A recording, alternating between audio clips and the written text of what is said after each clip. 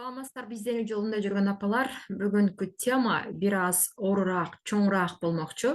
Башкача айтканда, 3 теманы бир саатта өтөбүз. Эне эмнени күтөт, энелердин түрлөрү, эненин аң сезими жөнүндө сабак болмокчу. Өткөнгү сабакта мен сиздерге тапшырма катары балаңыздарды кучактап жакшы көрөм деп айттыңыздар. Ошондой эле балаңыздардын буга чейинки берилген тарбиясы кандай болду эле, ошол боюнча анализ кылыңыздар. Машинаны, мисалы үчүн, автомобилдин дөңгөлөгү канчалык айлана формасында болсо ошончолук жакшы ылдамдыкта жүргөн сыяктуу. Балаңыздарга кандай тарбия берилди эле, эгер тарбия мыкты болгон болсо, анын жашоо сапары, өмүр сапары жакшы айланат, жакшы жүрөт деп айткан элем.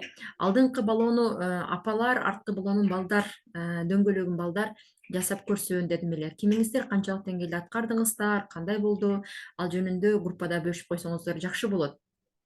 Анткени ошол дөңгөлөктөгү тапшырманы аткаруу менен өзүңүздөр балдарыңыздарга берген тарбияңыздардын, буга чейинки берген тарбиянын жыйынтыгын биле аласыздар.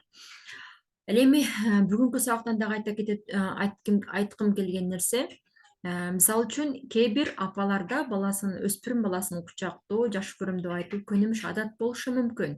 Бирок кээ бирлерге бул нерсе мындайча айтканда оор же болбосо тааныш эмес болушу да мүмкүн. Мисалы, менде өспүрүм баламды кучактап жакшы көрөм деп айтуу мен үчүн оорураак болгон и менден алысыраак.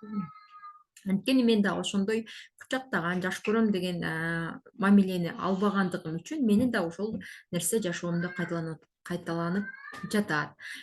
Мен өзүмдөн иштеп, психологиялык терапиялардан өткөндөн кийин гана бул нерсени жашоомо алып келип жатамын. Көрсө биздин менин мээмде кандай каршылык болгон, менин мээмде мен ошондой мен апамды жакшы көрөм деп айткан эмесмин, жана апам менен кучакташа алган эмесмин. Мен да балама кучакташа албайм, өзүмдө жок нерсени бере албайм.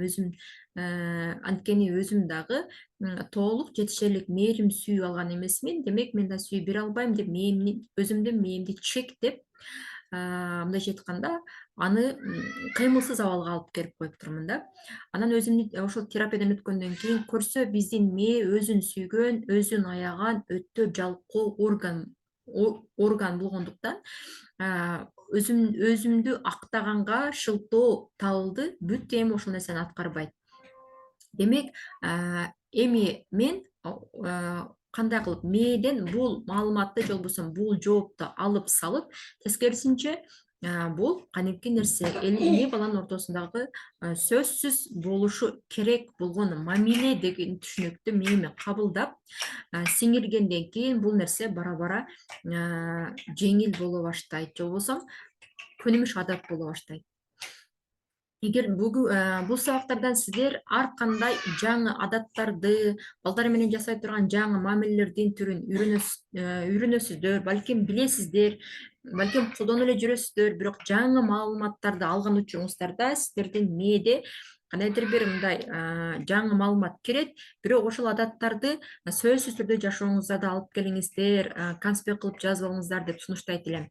Мисалы, элементарный эле айтайын, баламды мен кучактаган мен үчүн эмес деген жооп менен мен өзүмдү алып качтым.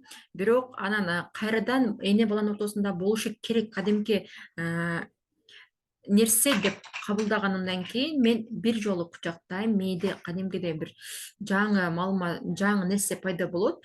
Анан бара-бара эртеси күнү, андан кийин дагы ошентип улам баягы 21 күн, 40 күн деп коет, 90 күн деп коет.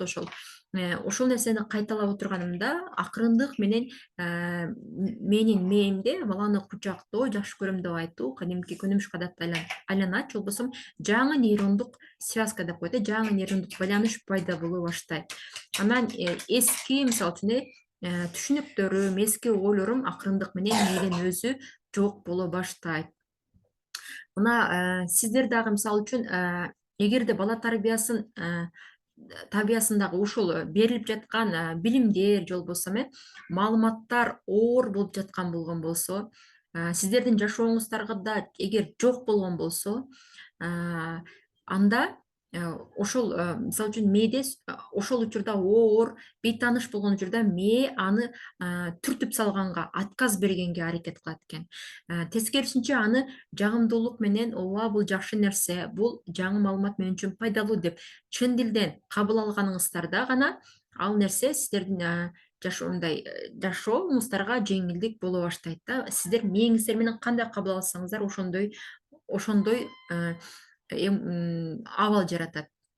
Эгерде мээңиздерде канчалык каршылык, кайдагы жаңы адаттар, болбогон нерселер айта беришет да, менин жашоомо туура келбейт деген жооптор мээңиздерден ар кандай ушул сыяктуу жооптор мээден чыккан болсо, бүттү. Мээ ага жоопту таап коет дагы, ал маалыматты өзүнө кабыл албайт, ал адатты өзүнө сиңирбейт. Демек, эгерде сиздерде ушундай каршылык ойлор болгон болсо, бүгүндөн баштап ошол каршылык ойлорду токтотуңуздар. Эгер мээде канчалык каршылык көп болгон болсо, сабакты көрүү дагы, тапшырмаларды аткаруу дагы оор боло баштайт. Андыктан булар мен үчүн жеңил. Балдарым менин Аллахтан берилген белегим. Мен балдарымды жакшы көрөм деген сезим менен чын дилден аткарууга белсенип киришиңиздер. Анан дагы бир нерсе, биздин мээ ушунчалык бир башкача орган болгондуктан, мен өзүм дагы психотерапиядан өткөнүмдө мага аябагандай таасир калтырды.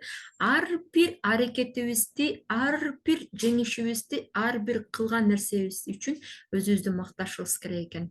Өзүбүзгө өзүбүз канааттанып ыраазы болушубуз керек экен. Менимче мен экен деп сүйлөп атам. Анткени мен да өзүмө канааттанбаган, өзүмө ыраазы болбогон түшүнүктөр менен жашаптырмын. Анын эмне үчүн ошондой экендигин бүгүнкү сабактын аягында толук түшүнөсүздөр.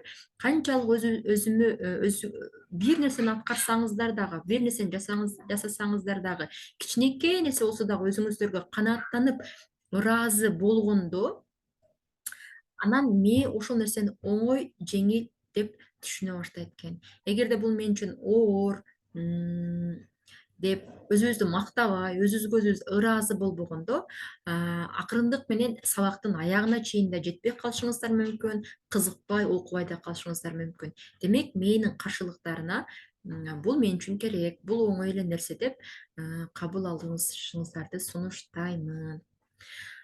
Так, тапшырмалар боюнча жана киришүү боюнча, анан мээдеги каршылыктарды жеңүү боюнча киришүү сабак ушу менен аяктады. Сабактар бул киришүү эле бөлүгү. Сабак калганын арткы видеолордон көрөсүздөр.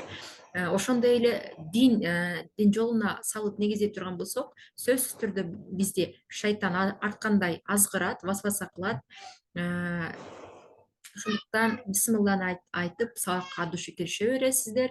Же болбосо мен менен каршылыктарына бул мен үчүн жеңил, бул мага керек деп мындай мээдеги каршылыктарды жок кылганга аракеттенесиздер. Бул жагын өзүмчө сактап коеюн. Кийинки сабак калган бөлүгүн кийинки видеодон көрөсүздөр.